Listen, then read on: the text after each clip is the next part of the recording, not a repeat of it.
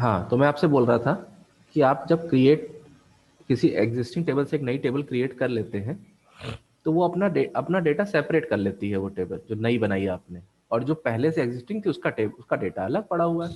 इसमें आप कोई चेंजेस करते हैं तो इस टेबल पे इफेक्ट नहीं डालेगा, और इसमें कोई चेंजेस करते हैं तो वो इस पे इफेक्ट नहीं डालेगा। अपना अपना डेटा सेपरेट। मगर व्यू क्या होता है, वो वर्चुअल है। मतलब वो अलग से मेमोरी स्पेस नहीं क्रिएट कर रहा है अपने लिए। Virtual means it doesn't have fields and records in real, but show row and column just like a real table. मतलब वो हर बार जो जिस कमांड के थ्रू बनाया गया उस कमांड को ध्यान रखता है, और जब भी हम कहते हैं कि हमें ये चीज को शो करो, तो वो उसी कमांड को तुरंत रन करा के ओरिजिनल टेबल से डेटा निकाल के हमको दिखा देता है। मतलब क्रिएट व्यू नाम है, इसका नाम था क्रिएट टेबल, इसका नाम है क्रिएट व्यू। और व्यू का वो नाम जो आप मैंने वीईएमपी रख लिया एज, और फिर जो कमांड आप लिखना चाहते हैं वो कमांड जिसको देख के व्यू बनेगा। अब मैं जब लिखूंगा सेलेक्ट एस्ट्रिक फ्रॉम वीईएमपी, तो ये क्या करेगा, ये याद रखेगा कि मुझे कैसे बनाया गया था। तुरंत इस क्वेरी को रन करेगा ईएमपी टेबल पे, और वहां से जो रिजल्ट आएगा वो लाके हमको दिखा देगा। तो उसे लगेगा कि ये इसका खुद का डेटा है। मगर क्योंकि ये बार बार उस टेबल से डेटा को लेके आता है, ओरिजिनल टेबल से, मतलब ये और ये आपस में लिंक्ड है। और आप अगर इस व्यू को क्रिएट कर लेते हैं, वीईएमपी को, डेटा देखते हैं तो ऐसा दिख रहा है। उसके बाद ओरिजिनल टेबल में सपोज आपने कुछ चेंजेस कर दिए, जॉब किसी की बदल दी सपोज, तो जब आप ये वीईएमपी देखेंगे, मतलब व्यू देखेंगे, तो वहां पर भी आपको चेंज ही दिखाई देगा। क्यों? क्योंकि ये लिंक्ड है। तो व्यू, दो टेबल्स में क्या फर्क होता है, जब एक टेबल दूसरी टेबल से बनाई जाती है, तो जो न्यू टेबल बनाते हैं उसका लिंक टेबल क्रिएट होने के बाद ओरिजिनल टेबल से नहीं रहता है, और चेंजेस रिफ्लेक्ट नहीं करते एक दूसरे के साथ। मगर व्यू में करते हैं, वो रिलेटेड रहते हैं बाद में भी। व्यू को क्रिएट करने का तरीका ये था। उसको देखने का तरीका बिल्कुल नॉर्मल टेबल की तरह सब कुछ लिखिए, सेलेक्ट जो भी फ्रॉम वेयर सब कुछ वैसे ही लगेगा। और व्यू को डिलीट करना है तो ड्रॉप व्यू। ये क्वेश्चन बहुत आता है कि ड्रॉप टेबल और ड्रॉप व्यू में क्या डिफरेंस होता है। Drop table is a command use to delete a table, and drop view is a command use to delete a view from a database. Drop view और view का नाम।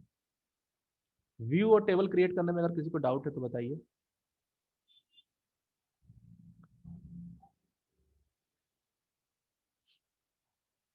ठीक है, अगर तो आगे बढ़ते हैं। अच्छा, आगे क्या बढ़ना है, इसके बाद आप क्वेश्चन स्टार्ट हो जाएंगे। नेक्स्ट टर्न पे मैं आपके क्वेश्चंस कराऊंगा, मगर उससे पहले मैं आपको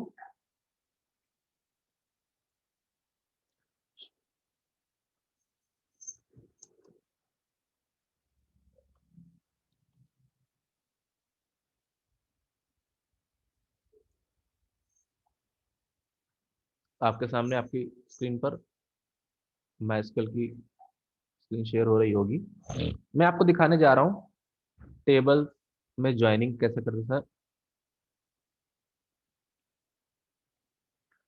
अभी आपके लेवल पर शरत ऐसा ही होना चाहिए। Okay sir. अब आप देखेंगे, मैं आपको दिखाता हूँ एक डेटाबेस, नाम है स्कूल। इसमें कौन कौन सी टेबल्स हैं, शो टेबल से देख लेते हैं। एक नम है, एक पर्सनल है, एक स्टूडेंट है, एक टेस्ट है। तो मैं पहले सेलेक्ट एस्ट्रिक फ्रॉम स्टूडेंट लिख देता हूँ। देख लीजिए ये इतनी टेबल है। और एक सेलेक्ट एस्ट्रिक फ्रॉम पर्सनल कर देता हूँ। तो वो ऐसी है। पर्सनल में स्टूडेंट वाली टेबल के सारे बच्चों के डेटा नहीं है। रोल नंबर 1 वाले का है, 15 वाले का है, दो बच्चों का है। ठीक है, बाकियों का मैच नहीं कर रहा तो आप नहीं देख सकते। अब देखिए ज्वाइनिंग कैसे कैसे होती है, क्या क्या आंसर आते हैं। सबसे पहले equi join. Select asterisk from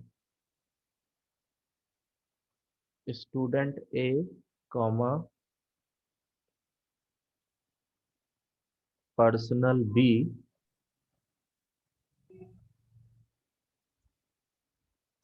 where A dot R N O equals to B dot R N O. देख लीजिए, ये थोड़ा स्क्रीन का साइज हुआ है तो अब तो एक कॉलम नीचे आ जा रहा है। तो रोल नंबर 1 और 15 दो लोग मैच हुए तो उनका डेटा दिखा दिया, बाकी लोगों का डेटा नहीं दिखा पाएगा। एस्टिक लगाने से क्या हुआ ये भी देख लीजिए आप। रोल नंबर आया, नेम आया, क्लास आई, डेट ऑफ बर्थ, परसेंटेज, और फिर से रोल नंबर आ गया, और एड्रेस, मोबाइल नंबर और ब्लड ग्रुप दूसरी टेबल से।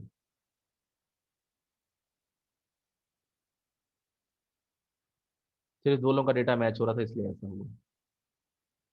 ये इक्वी ज्वाइन था। सबको शेयर हो रहा है, दिख रहा है?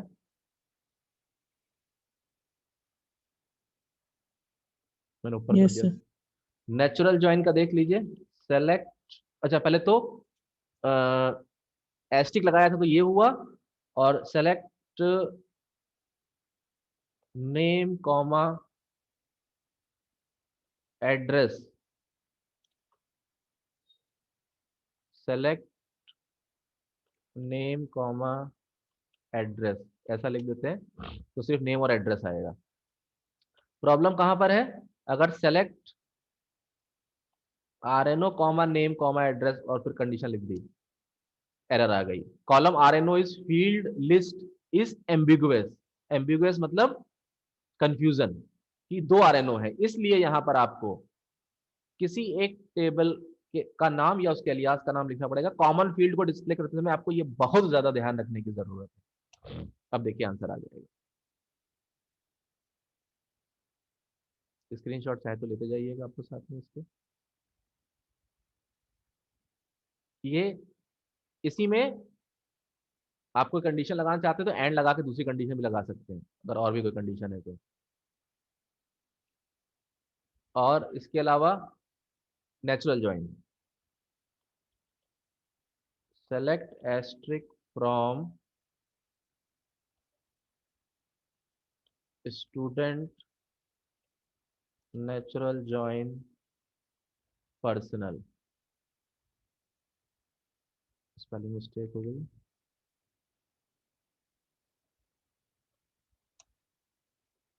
देखिए इसकी खासियत देखिए, कोई बताएगा क्या चीज, कोई खास बात है इसमें?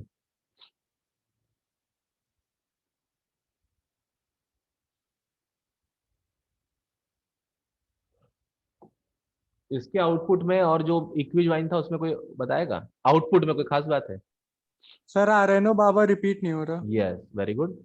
सेलेक्ट एस्ट्रिक, इसके क्योंकि नेचुरल ज्वाइन को पता था कि मैंने किस फील्ड को देख के ज्वाइनिंग करी है, आरएनओ को देखकर, तो वो आरएनओ को रिपीट नहीं करेगा यहाँ पर। जबकि आप ऊपर देख सकते हैं कि नेचुरल ज्वाइन जब इक्वी ज्वाइन किया था तो एस्ट्रिक, सेलेक्ट एस्ट्रिक जब लिखा था तो उसने पहली टेबल का भी सारा डेटा उठाया था और दूसरी टेबल का भी सारा डेटा उठाया था, तो आरएनओ रिपीट हो रहा था। नेचुरल ज्वाइन कॉमन फील्ड को अपने आप गायब कर देता है। ये बात आपको समझ में आ गई होगी? कोई डाउट है तो बताइए।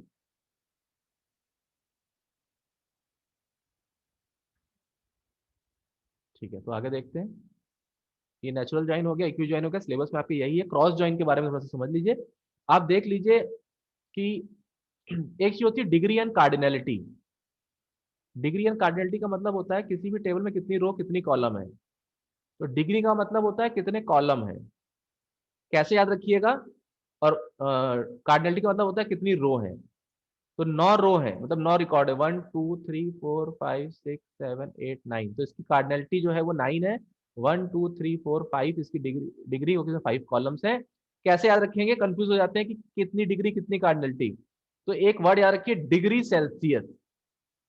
ये ट्रिक है याद करने की। डिग्री मतलब सी, मतलब डिग्री मतलब कॉलम, डिग्री सेल्सियस से इसको याद रखिए। डिग्री कार्डिनलिटी को, बचा हुआ कार्डिनलिटी, डिग्री का मतलब कॉलम है,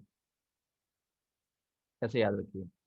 तो इस टेबल की डिग्री कार्डिनलिटी कितनी है? इतनी है। इस वाले टेबल की 1 2 3 4 डिग्री 4 है। 1 2 3 4 5 5 कॉलम्स है, तो कार्ड 5 रोज है, तो कार्डिनलिटी जो है वो 5 है। अब देखिए इसका जो आंसर आया, किसका? ज्वाइनिंग का, उसकी डिग्री कार्डिनलिटी कितनी है? तो उसकी डिग्री 1 2 3 4 5 6 7 8 9 है किसकी, इक्वी ज्वाइन की। यही चीज अगर हम नेचुरल ज्वाइन पूछेंगे तो एक कम हो जाएगा। क्यों? क्योंकि इसमें आरएनओ एक बार रिपीट नहीं होगा, कॉमन फील्ड रिपीट नहीं होगी। और कार्डिनलिटी कितनी है, 2, क्योंकि दो ही रो सेलेक्ट हुई। डिग्री कार्डिनलिटी के बारे में बात सबको समझ में आई। क्रॉस ज्वाइन क्या होता है?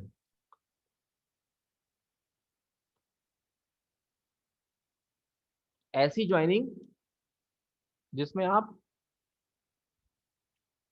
ज्वाइनिंग की कंडीशन ना डालें और ना नेचुरल ज्वाइन यूज करें। Select asterisk from student comma personal.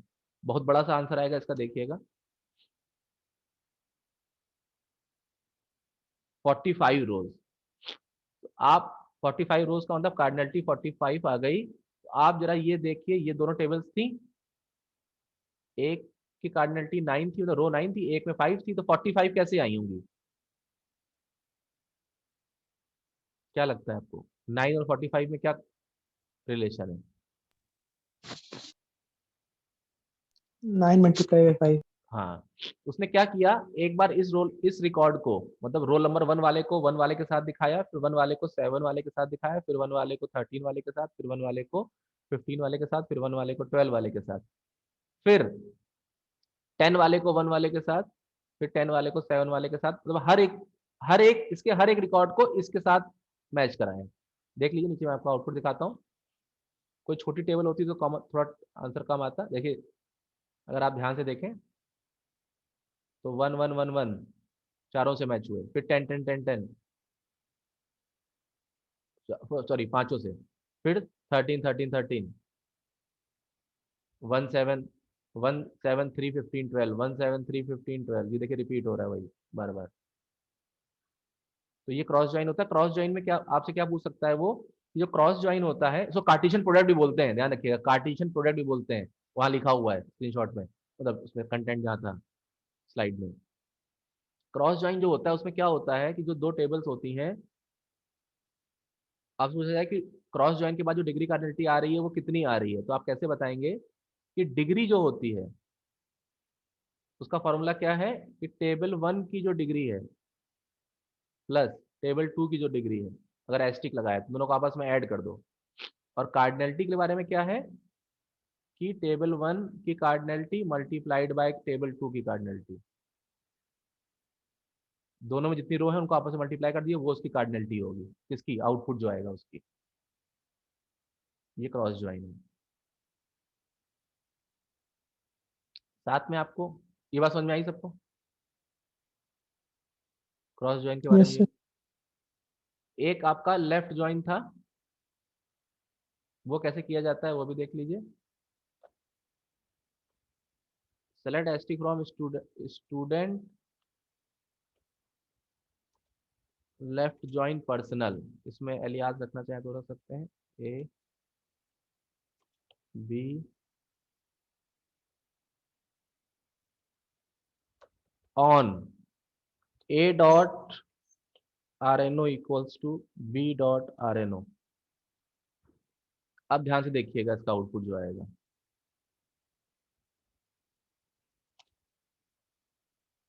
देखिए उसने क्या किया, लेफ्ट ज्वाइन का मतलब है जो पहली टेबल है स्टूडेंट, उसका सारा डेटा आ जाएगा। तो देखिए 1, उसमें पूरे पूरे 9 रिकॉर्ड थे, वो 9 के 9 पूरे आ गए। और जिस जिसका नंबर मैच कर रहा है, जैसे 1 का और 15 का, उसका उसका तो डेटा पूरा आ जाएगा, मतलब सेकंड टेबल से भी डेटा उठा लेगा। मगर जिनका नहीं मैच कर रहा उनकी जगह वहां पर नल वैल्यूज लिख देगा, नल नल नल लिख देगा। ये दिख रहा है सबको?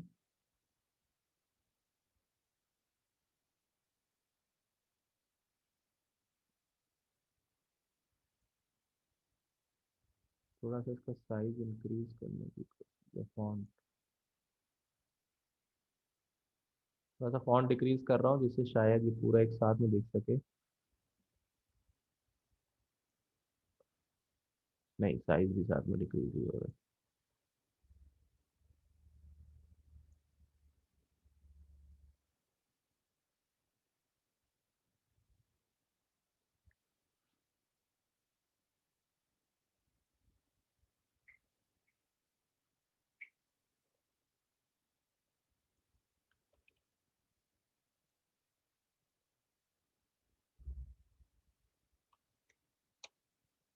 आप देख लीजिए, वो थोड़ा सा हैबेजार्ड हो रहा था।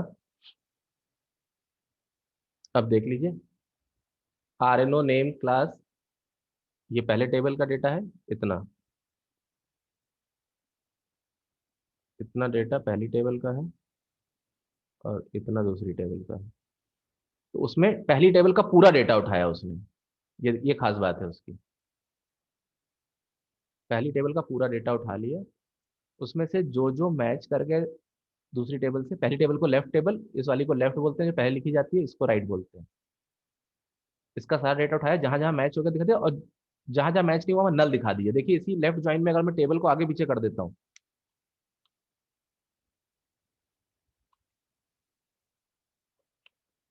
पर्सनल ए कॉमा, सॉरी, पर्सनल ए लेफ्ट ज्वाइन स्टूडेंट बी, तो अब क्या करेगा, पर्सनल का सारा डेटा उठा लेगा। देखिए पर्सनल के सारे पांचों रिकॉर्ड उठा लिए, और उसमें से RNO ने ये है पहला रिकॉर्ड, पहली टेबल, इसके हिसाब से पहली पर्सनल हो गई। उसका सारा रिकॉर्ड उठा लिया, उसमें रोल नंबर 1 और 15 मैच कर रहा है, तो उसका नाम, मतलब उसका सेकंड टेबल से पूरा डेटा शो हो रहा है, बाकी सबके में नल डाल दिया उसने। यही काम अगर राइट राइट ज्वाइन पे करते, तो ये भी तब भी यही आंसर, मतलब पहली वाली क्वेरी में अगर लेफ्ट ज्वाइन के बजाय राइट ज्वाइन लिख देते, तो कैसा आंसर आता देख लीजिए। सेकंड टेबल का पूरा डेटा उठा लिया उसने, और फर्स्ट टेबल का डेटा उठाया वो वाला जहां जहां मैच हो गया, और जहां नहीं मैच हो पाया वहां पर उसने उन कॉलम्स में नल डाल दिया। लेफ्ट ज्वाइन राइट ज्वाइन का डेटा देख के आपको आंसर समझ में आया सबको? तो ये आपका ज्वाइनिंग का काम हो गया। और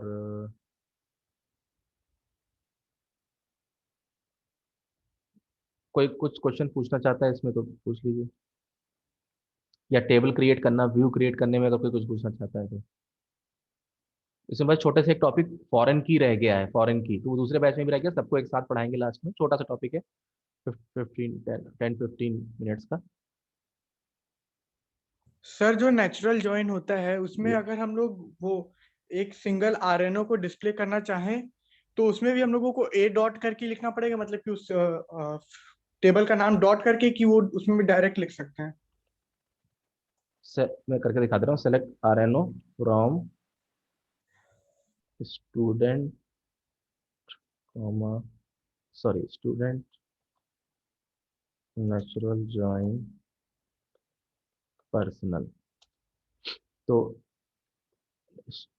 अच्छा, स्पेलिंग मिस्टेक कर दी,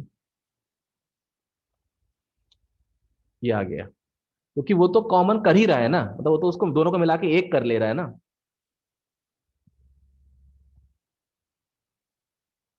ठीक है, यही पूछ रहे थे ना first. Yes sir, yes sir. और कोई क्वेश्चन किसी का, ज्वाइनिंग को लेकर कोई कोई बात पूछना चाहते हैं?